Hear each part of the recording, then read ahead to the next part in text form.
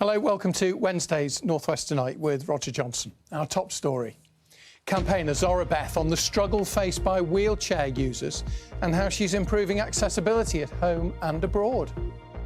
We are people and we need to access things just the same as anybody else. We have jobs, we want to travel, and we also deserve to do fun stuff like go out clubbing or go to parties, or we deserve to live a life that isn't just the basics. It follows our story last night about the teenager kicked out of a nightclub for being a safety hazard. Also tonight, we'll take a look at the pilot scheme giving financial support to so-called kinship carers.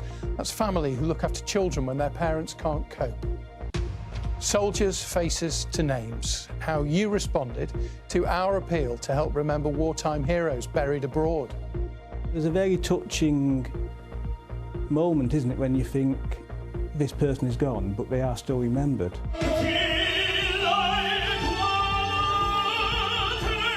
From karaoke night to the limelight, we'll meet the Merseyside teacher with millions of new fans. And after an unsettled day today, we've had some thunder and lightning and heavy rain in places. It's going to be a more settled day to come tomorrow, and something positive from the weekend onwards as well. I'll be back later in the programme with all your details and a live forecast.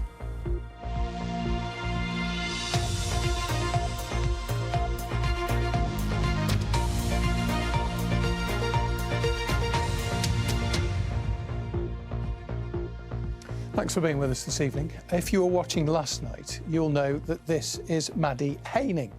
We explained last night that she was thrown out of a nightclub in Oldham. Maddie is a wheelchair user, as you can see, and she was told that she was a safety hazard. Well, Maddie's story resonated with Zara Beth from Manchester.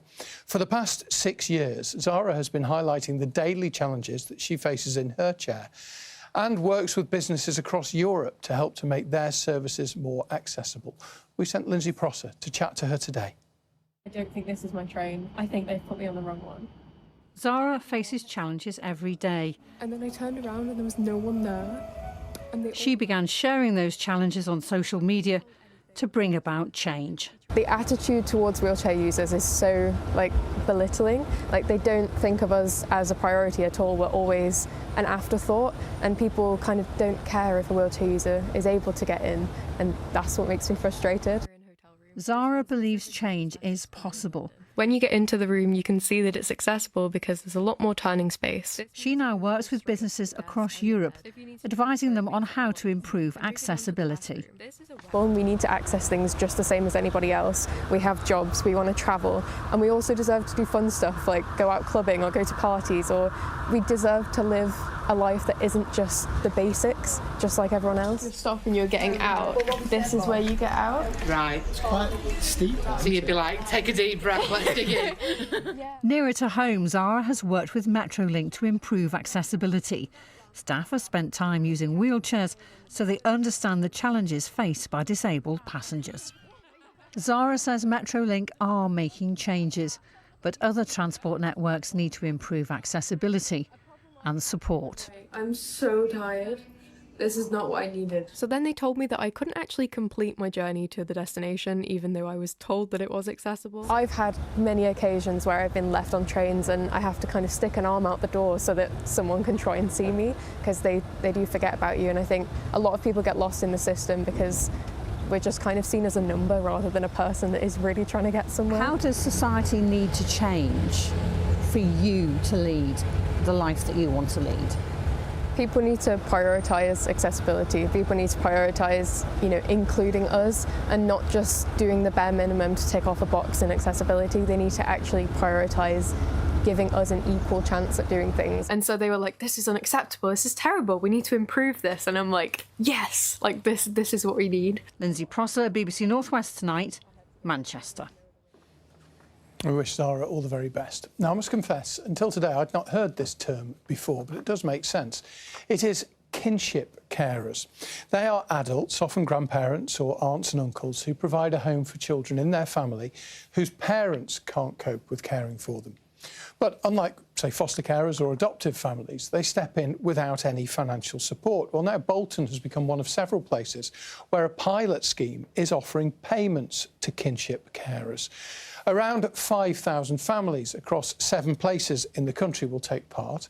They will receive a share of £126 million.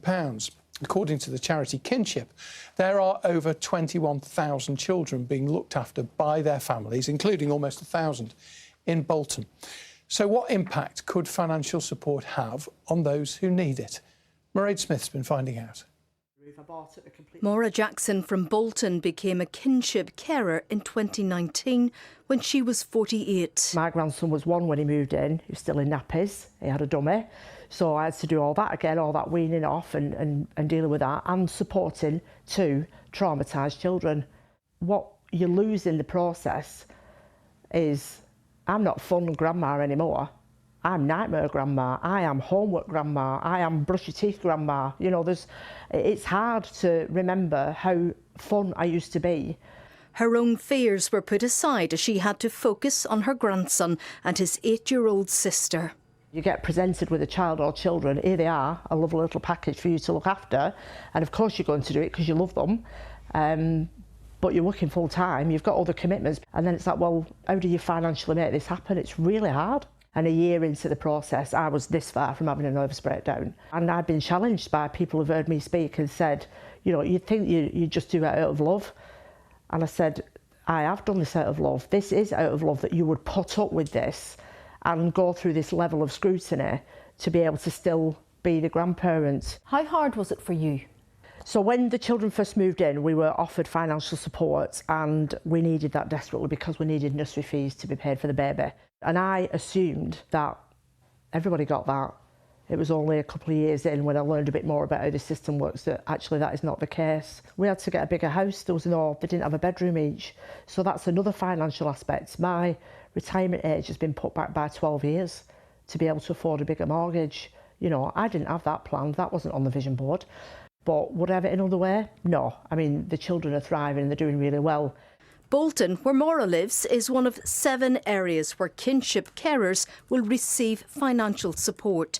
The Department for Education says this is the largest government investment in kinship care of its kind to date and will support around 5,000 kinship children, backed by over £126 million of new funding. Although charities welcome the money, they say it won't go far enough. It's recognition from the government that the current system of financial and other support for kinship families isn't right and it needs some work. The problem is that this funding will only reach about 4% of all children in kinship care across the country. What does the support need to look like to make life easier for kinship carers? In my opinion, I think that the financial support needs to be standard. Some families literally cannot afford to feed another mouth. So the care package needs to make sure that the financial stability is there, that kind of underpins everything else, and then that can just be forgotten about. We can get on with what's important, which is the children and what they need. Mairead Smith, BBC North West Tonight, Bolton. Now, a minute's silence was held in Liverpool today to mark the 37th anniversary of the Hillsborough tragedy. A bell chimed 97 times near the town hall to remember each of the fans unlawfully killed by the crush on the Leppings Lane terraces in 1989. People also gathered at the Hillsborough Memorial at Anfield. You never forget, you know, the people that didn't come home and to think that they just went to a football match and never came back. We come here more or less every other week, just come, because we knew loads that lost their lives. We knew them. Well, meanwhile, the Prime Minister today at Prime Minister's Questions indicated that the security services will not have a blanket exemption from the Hillsborough law when it finally comes before Parliament. The BBC understands that the proposed legislation will now force the security services to go to court to seek exemption for individual officers. A Liverpool MP who was at Hillsborough 37 years ago urged Sir Keir Starmer not to let down the bereaved families. Will you commit today to ruling out any carve-out for security services and finally delivering a full Hillsborough law worthy of the name, or will they be failed by the state once again? I reaffirm my commitment to delivering the legislation, to ensuring the duty of candour applies to all public servants. An 81-year-old man with terminal cancer who claimed that he tried to rob a 95-year-old woman in her own home to help pay for his own funeral has been jailed for 7 years.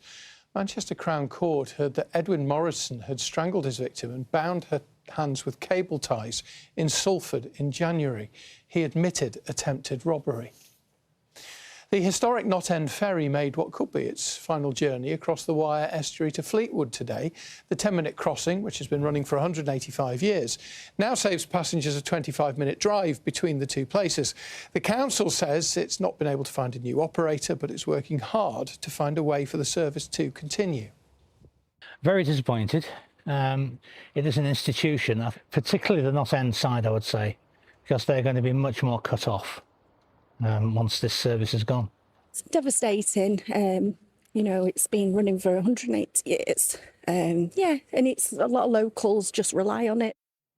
We'll see whether there are any developments in that story in the days ahead. Meanwhile, still to come on this evening's North West Tonight. We asked for your comments last night, if you were watching, on dog poo. It caused a stink as you piled in. We will seriously hear your solutions, ideas and complaints a little later. And from a Liverpool pub to social media stardom, we'll meet the teacher turned king of karaoke.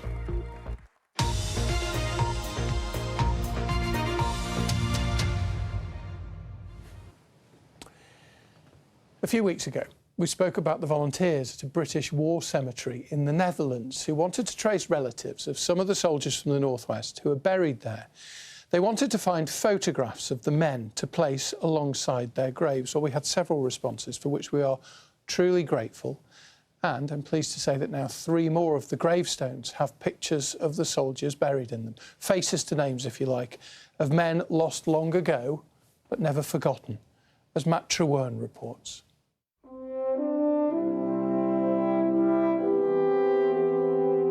This is the British War Cemetery in Ven Rye, where more than 100 soldiers from the Northwest are buried. Over the years, volunteers here have been trying to find photographs of the fallen men to place by their headstones. Recently, we told you how they were still looking for relatives of 16 soldiers in our region. And well, so far, we've managed to help find 3 new pictures, including this one of Sapper Walter Green from Wigan. So this is a letter of which he sent to my grandmother. It's addressed to her. David is Walter's great-nephew and saw our story. We were just watching it and I just happened to say to my wife, I'm sure there's something about one of my grandma's brother. And then when the names came up and I said, that's him, because they said it was Walter Green from Tilsley. So I thought, well, there can't be 2 Walter Greens from Tilsley and not be sort of related. And I think it was the day after or 2 days after my wife then found the newspaper cutting in a tin with one of the photographs and also the letter. Another viewer gave us this photo of Trooper William Shawcross from Warrington, which they discovered here in the town's local history archives. This is the way through to our search room, as we call it, which is the room where the public can come in and learn all. It was one of our regulars who found the person, and because they were so enthusiastic, they did rush up to my office to tell me. And so I came down and we've all pored over the article then, and just this fact that somebody cares about them still.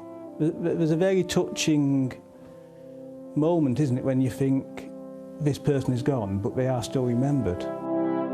Our story also unearthed this photo of Private Charles Robert Clayton from Liverpool, and we have a new, clearer picture of Sergeant Leslie Heath, who was also from Liverpool. 3 new photos, that's incredible. That's more than we could think of to give those 3 graves a face. And especially because we tried so hard to get those photos and now we succeeded. So that's great. And as you can see, Tom and the other volunteers in Ven Rye have wasted no time making sure the new photos are in place. It's nice that people are thinking about him after all this time. He's got a face as well as a name. It's just that I'm glad that I could help in any way where the grave gets a photograph.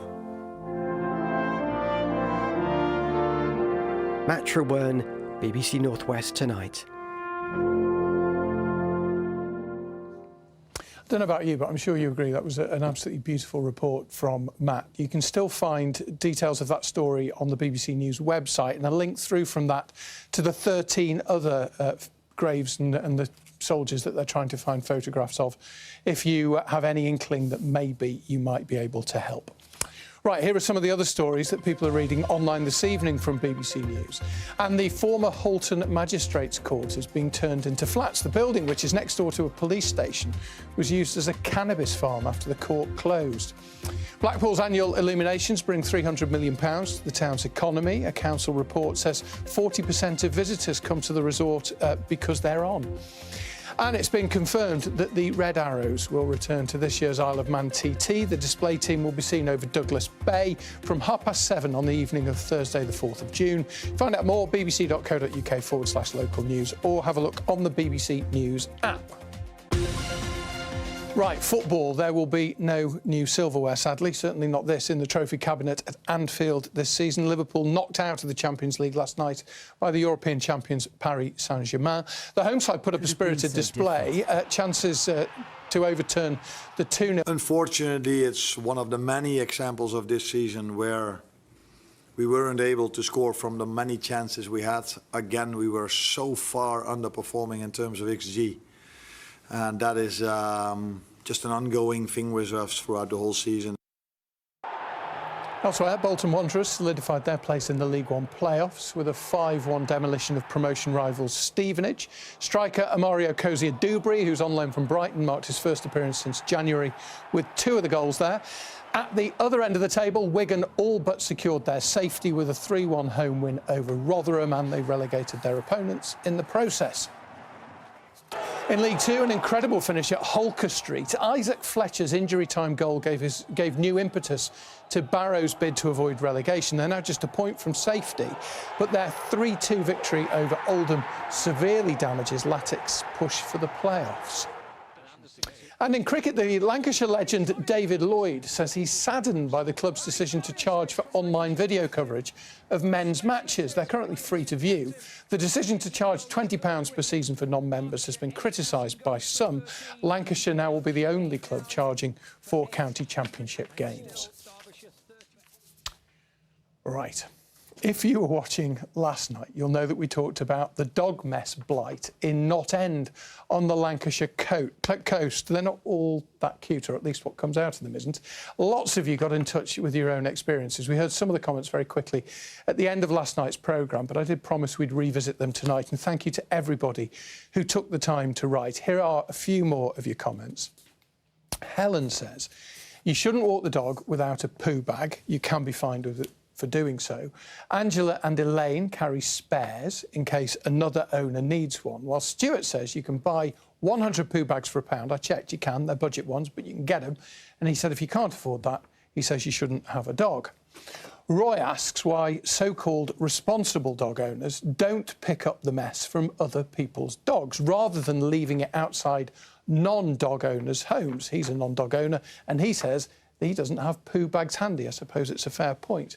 Martin says he does pick up other dogs' mess, but wishes that people would be less antisocial, while Graham suggests painting a warning on the pavement at intervals to tell people they could be in trouble if they don't pick up.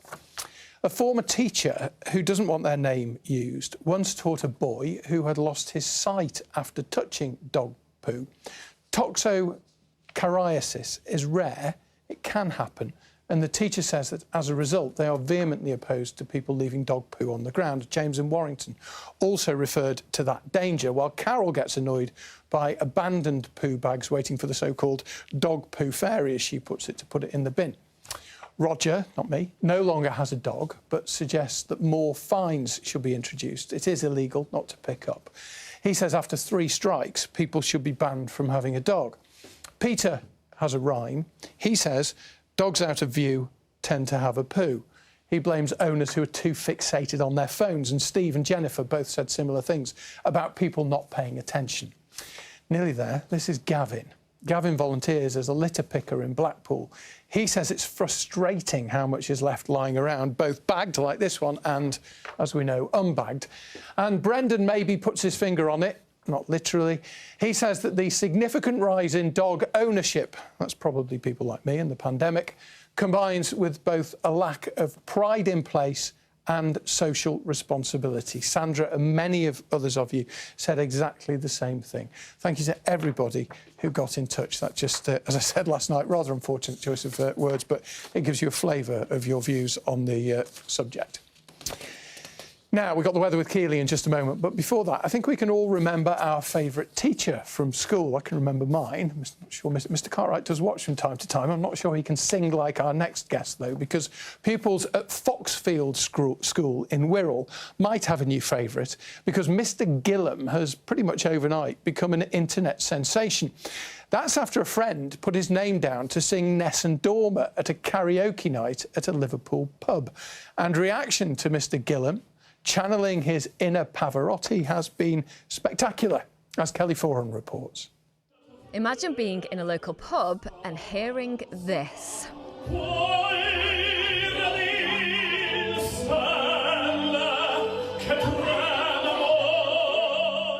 I think this lady's face says it all. Since the weekend, Benjamin's take on Nessun Dorma has been seen. It's got something like 5-6 million views.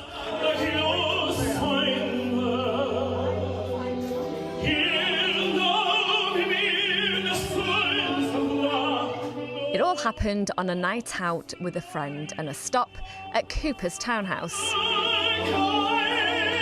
Did you have some Dutch courage?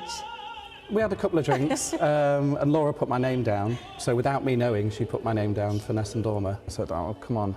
And now I'm just really thankful that she did put my name down. The day job is teaching at a special educational needs school on the Wirral. And performing arts in the school is huge. You know, it brings so much happiness. Who doesn't want to sing and dance around all day? And luckily I get to do that. Oh, so, dream job. Yeah. Apart from maybe recording artists, but... Well, you never know. You never know. And this afternoon, Benjamin showed some of his students exactly why we were there filming.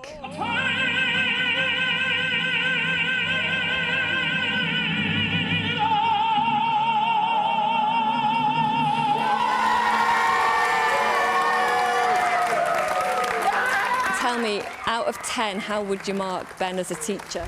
I give this 10 out of 10. Yes! How would you mark his singing?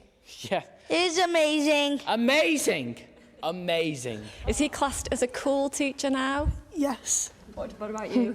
He's a good singer. Oh, not a cool teacher though. Yeah, he is a good teacher as well. And we've been in touch from TV, but it's not just us, is it? It's not, no. I have had a few calls from producers of the likes of The Voice and Britain's Got Talent, which is absolutely unbelievable. Not as good as North West Tonight, though, come on. Absolutely. When I heard I was going to be on North West Tonight, I was telling everybody. We don't have a massive budget, but it wouldn't feel right without confetti. Well, some party poppers I found in the drawers anyway.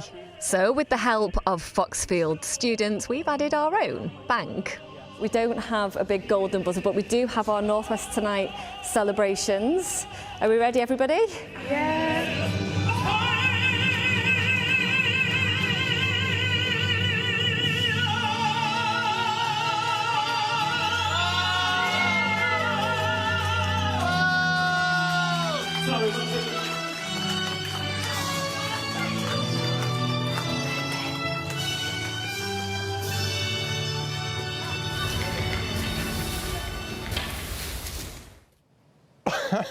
How appropriate in a World Cup, yeah. Luciano Gillam there singing Nessun Dorma. We wish him all the very best.